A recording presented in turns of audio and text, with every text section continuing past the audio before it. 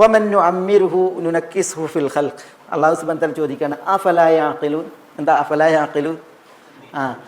അവർ ചിന്തിക്കുന്നില്ല, അഖില് ഉപയോഗിക്കുന്നില്ലേ എന്ന് ചോദിക്കുകയാണ്. അതായത് ഈ ആളുകൾ തങ്ങളുടെ അളവിൽ അനുഭവിക്കുന്നൊരു വിഷയമാണിത്. വമൻ നുഅമ്മിറുഹു നുനക്കിസ്ഹു ഫിൽ ഖൽഖ്. ഒരു കാലത്ത് ധീരനായി വീരനായിട്ട് അറിയപ്പെട്ട ആളുകൾ പിൽക്കാലത്ത് അവർ വളയുന്നു, ഒടിയുന്നു, ചുളിയുന്നു, നരക്കുന്നു, ചലനശേഷി അവർക്ക് നഷ്ടപ്പെടുന്നു, ഇഴയുന്നു. ഇതൊക്കെ ഉണ്ട്. ഇരുകാലിൽ നല്ല മല്ലനായി ശക്തനായി നടന്ന ആളാണ് പിന്നെ 3 കാലിൽ, പിന്നെ അതിനും കഴിയാത്ത രീതിയിൽ പതിതമാകുന്നത്. ഇതൊക്കെ അള്ളാഹുവാണ് ചെയ്യിപ്പിക്കുന്നതെന്ന് അവർക്കറിയാം. എന്നിട്ട് ഉയർത്തെഴുന്നേൽപ്പിക്കാനുള്ള അള്ളാഹിൻ്റെ കഴിവിനെ അവർ ചോദ്യം ചെയ്യാണ്. അപ്പോൾ അഫലാ യഅഖിലൂൻ, അള്ളാഹു ചോദിക്കണം അവർ ചിന്തിക്കുന്നില്ലേ എന്ന്. അതാണ് അവിടെ അതിൻ്റെ ഉദ്ദേശം. ഇനി അള്ളാഹു സുബ്ഹാനഹു വ തആല പരലോക വിശ്വാസവുമായി ബന്ധപ്പെട്ട വിഷയം പറഞ്ഞാൽ, അഖീദയുമായി ബന്ധപ്പെട്ട വിഷയം പറഞ്ഞിട്ടുണ്ടെങ്കിൽ അപ്പോഴാണ് അവർക്ക് ഖുർആൻ ഖുർആൻ ഷിയർ, കവിത. നബി സല്ലല്ലാഹു അലൈഹി വസല്ലം തങ്ങൾ ആര്? ഷായിർ, കവി. അവരുടെ അവിശ്വാസത്തിന് നബി സല്ലല്ലാഹു അലൈഹി വസല്ലം തങ്ങൾ വിശുദ്ധ ഖുർആൻ ഓതുമ്പോൾ അവർ പറയും നബി സല്ലല്ലാഹു അലൈഹി വസല്ലം തങ്ങൾ ആരാണ്? ഷായിർ, കവിയാണ്. വിശുദ്ധ ഖുർആൻ എന്താണ്? ഷിയർ, കവിതയാണ്. അതേപോലെ അവർ നബി സല്ലല്ലാഹു അലൈഹി വസല്ലം തങ്ങളെ കുറിച്ച് എന്ത് പറഞ്ഞിട്ടുണ്ട്? കാഹിൻ, ജ്യോത്സ്യൻ എന്ന് പറഞ്ഞിട്ടുണ്ട്. വിശുദ്ധ ഖുർആനെ കുറിച്ച് ഇത് ജ്യോത്സ്യൻ്റെ വർത്താനാണെന്ന് പറഞ്ഞിട്ടുണ്ട്. അതേപോലെ സാഹിർ, മാരണക്കാരൻ എന്ന് നബി സല്ലല്ലാഹു അലൈഹി വസല്ലം തങ്ങളെ കുറിച്ച് പറഞ്ഞിട്ടുണ്ട്. ഇതിനെക്കുറിച്ച് എന്താ പറഞ്ഞത്? വിശുദ്ധ ഖുർആനെ കുറിച്ച് മാരണം എന്ന് പറഞ്ഞിട്ടുണ്ട്. അവർ ഇങ്ങനെയുള്ള ആരോപണങ്ങളൊക്കെ വിശുദ്ധ ഖുർആന്റെ വിഷയത്തിൽ പറഞ്ഞിട്ടുണ്ട്. അല്ലാഹു സുബ്ഹാനഹു വ തആല ഷിയറിനെ കുറിച്ച് പറഞ്ഞതിനെ ഗണ്ണിക്കുകയാണ്. എന്നാൽ സിഹിറിനെ കുറിച്ചോ കഹാനത്ത്, ജ്യോത്സ്യത്തെ കുറിച്ചോ പറഞ്ഞ ഇതേപോലെ ഗണ്ണിച്ചിട്ടില്ല. അതെന്തുകൊണ്ട് നമുക്ക് പറയാം. ഇവിടെ എന്താ അള്ളാഹു പറയുന്നത്? വമാ അല്ലംനാഹു ശിയർ വമാ യൻബഗി ലഹു ഇൻ ഹുവ ഇല്ലാ ദിക്റുൻ വ ഖുർആനും മുബീൻ. വമാ അല്ലംനാഹു, അദ്ദേഹത്തെ നാം പഠിപ്പിച്ചിട്ടില്ല. അല്ലംനാഹു, വമാ അല്ലംനാ, നാം പഠിപ്പിച്ചിട്ടില്ല. ഹു, അദ്ദേഹത്തെ എന്ന് പറഞ്ഞാൽ നബി സല്ലല്ലാഹു അലൈഹി വസല്ലം തങ്ങളെ, നബി സല്ലല്ലാഹു അലൈഹി വസല്ലം തങ്ങളെ നാം പഠിപ്പിച്ചിട്ടില്ല. അശ്ശിയർ, എന്ത് ഷിയർ എന്ന് പറഞ്ഞാൽ എന്താ? ഷിയർ കവിതയാണ്. ഷിയർ കവിതയാണ്.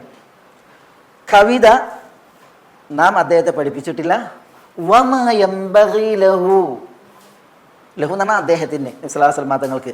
മാ യൻബഗി എന്ന് പറഞ്ഞാൽ മാ യതഅത്ത, കഴിയൂല, അല്ലെങ്കിൽ സാധ്യമാകില്ല.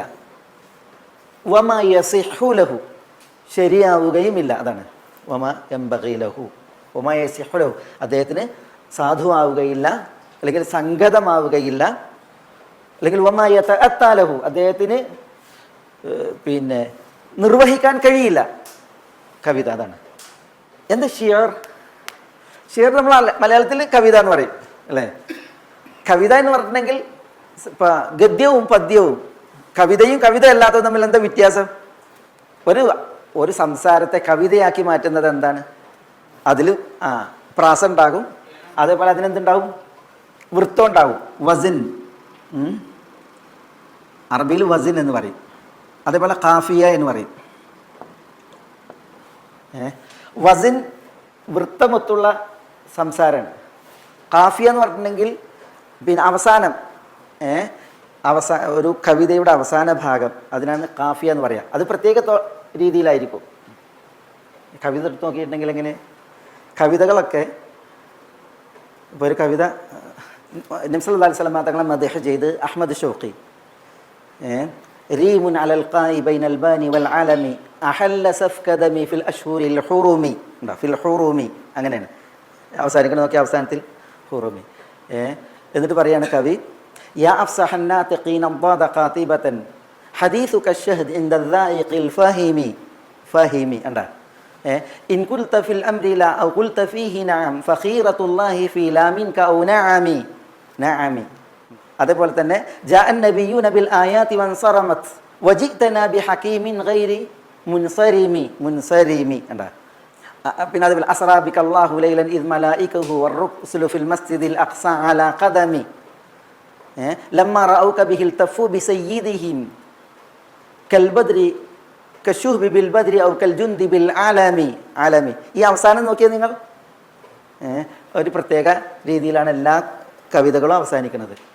അത് എല്ലാ കവിതകളുടെയും ഇപ്പം പിന്നെ ഇമ്രുൽ ഖൈസിൻ്റെ കവിത എടുത്ത് നോക്കിയിട്ടുണ്ടെങ്കിൽ ജാഹിലി കവിയാണ്. നബ്സല്ലാസ് മതങ്ങൾ വരുന്നതിന് മുമ്പ് ജാഹിലിയത്തിൽ ഖിഫ നബിക്ക് മിൻ ദിക്റ ഹബീബി വ മൻസിലി ബിസിഖ്തില്ലി വ ബൈന ദഖൂലി ഫഹൗമലി ഫഹൗമലി ഫതൂദിഅ ഫൽ മിഖറാത്തു ലം യഅഫു റസ്മുഹാ ലിമാ നസജത്ഹാ മിൻ ജനൂബി വ ശംഅലി ശംഅലി അണ്ട തറബഅറൽ അർആമി ഫി അറസാതിഹാ വ ഖൈആനിഹാ കഅന്നഹു ഹബ്ബു ഫുൽഫുലി.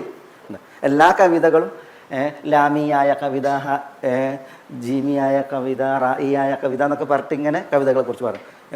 ഒരു പ്രത്യേക രീതിയിലുള്ള അവസാനം, അതാണ് കാഫിയ. വസിൻ എന്ന് പറഞ്ഞാൽ എന്താ? വസിൻ എന്ന് പറഞ്ഞിട്ടുണ്ടെങ്കിൽ ഈ വൃത്തം ഒത്തിട്ടുള്ള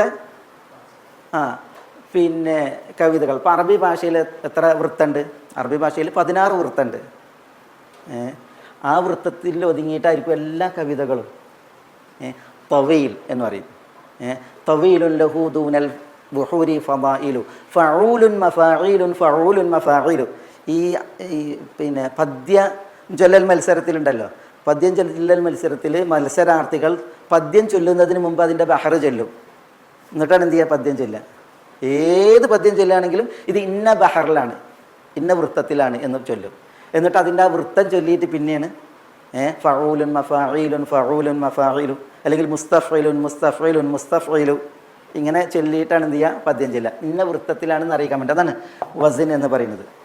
ഏത് കവിത എടുത്ത് നോക്കിയിട്ടുണ്ടെങ്കിലും അതിനെന്തുണ്ടാവും? ഒരു നിർണിത വസിൻ ഉണ്ടാവും. അതിലിപ്പോൾ തൊവീൽ, അതേപോലെ മദീദ്, ലി മദീദി ശിഅരി ഇൻദി സിഫാത്തുൻ ഫാഇലാത്തുൻ ഫാഇലുൻ ഫാഇലാത്തു, ഇങ്ങനെ പിന്നെ കുറേ 16ഓളം വസിൻ. അറബി ഭാഷയിൽ അൽ കലാമുൽ മൗസൂനുൽ മുഖഫ എന്നാ പറയാ. അല്ലാമ ഇബ്നു ഖൽദൂൻ നിർവചിച്ചത് ഇങ്ങനെയാണ്. ഷെയർ എന്ന് പറഞ്ഞിട്ടുണ്ടെങ്കിൽ വസിനൊത്ത കാഫിയയൊത്ത കലാം, അതാണെന്ത് പിന്നെ ഷെയർ എന്ന് പറഞ്ഞിട്ടുണ്ടെങ്കിൽ. വമ അല്ലംനാഹു ഷിയർ, ഷിയറിനെ നാം നബി സല്ലല്ലാഹു അലൈഹി വസല്ലം തങ്ങൾക്ക് പഠിപ്പിച്ചിട്ടില്ല എന്ന് അല്ലാഹു സുബ്ഹാനഹു വ തആല പറയാണ്.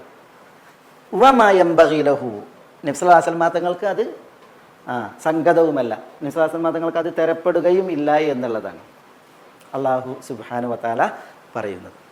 പറയുമ്പോൾ അന്ന് നബി സല്ലല്ലാഹു അലൈഹി വസല്ലം തങ്ങൾ ഇവിടെ ഉദയം ചെയ്തപ്പോൾ എന്താ അവസ്ഥ? ഉദയം ചെയ്തപ്പോൾ ഇവിടെ കവികളുടെ നാടാണ്, കവികളുടെ നാടാണ്. അന്ന് കഅബയിൽ വരെ കവിതകൾ എന്ത് ചെയ്യുമായിരുന്നു? കെട്ടിത്തൂക്കുമായിരുന്നു. പ്രഗത്ഭ കവികളുടെ കവിതകൾ കഅബയിൽ കെട്ടിത്തൂക്കി അതിന് ആദരവ് നൽകിയതിനാലാണ് മുഅല്ലഖാത്ത് എന്ന പേരിൽ അറിയപ്പെട്ടത്. മുഅല്ലഖ എന്ന് പറഞ്ഞാൽ കെട്ടിത്തൂക്കപ്പെട്ടവ എന്നർത്ഥം.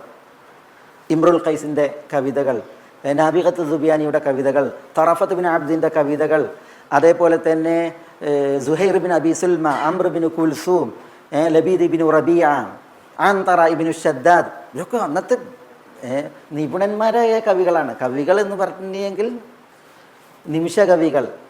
അതേപോലെ തന്നെ ജനങ്ങളുടെ കൽബിനെ പിടിച്ചടക്കാൻ നല്ല കരുത്തുറ്റ നല്ല ഭാവന വിരിയുന്ന രീതിയിലുള്ള നല്ല കവികൾ.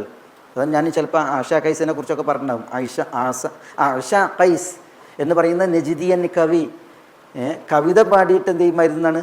ആളുകളെ പിന്നെ കീഴടക്കുമായിരുന്നു. അതുകൊണ്ടാണ് ആഷ ഇസ്ലാം സ്വീകരിക്കാൻ വേണ്ടി വന്നപ്പോൾ 100 ഒട്ടകങ്ങളെ കുറിച്ചിട്ട് വൈക്കെന്ന് പറഞ്ഞയച്ച്.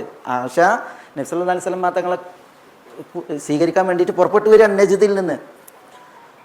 അങ്ങനെ ആഷ വരുന്നുണ്ട് എന്നാണ് അറബികൾ പോയിട്ട് മക്കാർ പോയിട്ട് വയ്ക്കുന്നത്. കാരണം ആഷ സ്വീകരിച്ചിട്ടുണ്ടെങ്കിൽ പിന്നെ അയാളുടെ കവിത മതി ഇസ്ലാം പ്രചരിക്കാം. അതുകൊണ്ട് അവർക്ക് പേടി. അവർ വൈക്ക വന്ന് നിന്നിട്ട് എന്ത് ചെയ്തു? 100 ഒട്ടകങ്ങളെ തരാൻ തിരിച്ചു പോവുകയാണെങ്കിൽ അന്ന് 100 ഒട്ടകങ്ങൾ നേട്ടപ്പോൾ എന്ത് ചെയ്ത് പിന്നെ അത് വാങ്ങിയിട്ട് തിരിച്ചു പോകുമ്പോൾ ആഷ എന്ത് ചെയ്യാണ്? ആ കുതിരപ്പുറത്ത് നിന്ന് വീണിട്ട് മരിക്കുകയാണ് ചെയ്യുന്നത്. ഈ ആഷ പിന്നെ അന്നത്തെ സൂക്കുകളിൽ നിന്ന് പാടിയിട്ടുണ്ടെങ്കിൽ പിന്നെ ഈ ചില പിന്നെ ഞാൻ ഇവിടെ ഈ അൽ മുഹല്ലിഖുൽ കിലാബിയുടെ മക്കൾ വിവാഹം കഴിക്കപ്പെട്ടിരുന്നില്ല. അവരുടെ പെൺമക്കൾ വിവാഹം കഴിക്കപ്പെട്ടിരുന്നില്ല. അപ്പോൾ പിന്നെ എന്ത് ചെയ്യാണ്? ഈ മുഹല്ലിഖുൽ കിലാബിയുടെ മക്കളുടെ വിഷയം ആഷാ ഖൈസിനോട് അവതരിപ്പിക്കുകയാണ്. അങ്ങനെ ഈ മക്കളെ വർണ്ണിച്ചിട്ട് ആഷാ ഖൈസ് പാടിയപ്പോൾ വലിയ മഹറിൽ ആ പെൺമക്കളെ കല്യാണം കഴിച്ചുകൊണ്ട് ജാഹിലിയത്തിൽ അത്ര പിന്നെ പ്രഗത്ഭമതികളായ കവികൾ ജീവിച്ചിരുന്ന ഒരു കാലഘട്ടത്തിലാണ് നബി സല്ലല്ലാഹു അലൈഹി വസല്ലം തങ്ങൾ ഇവിടെ ഉദയം ചെയ്തത്. അല്ലാഹു സുബ്ഹാനഹു വ തആല പറയാണ് വമാ അല്ലംനാഹു ശിഅർ വമാ യൻബഗി ലഹു എന്ന്.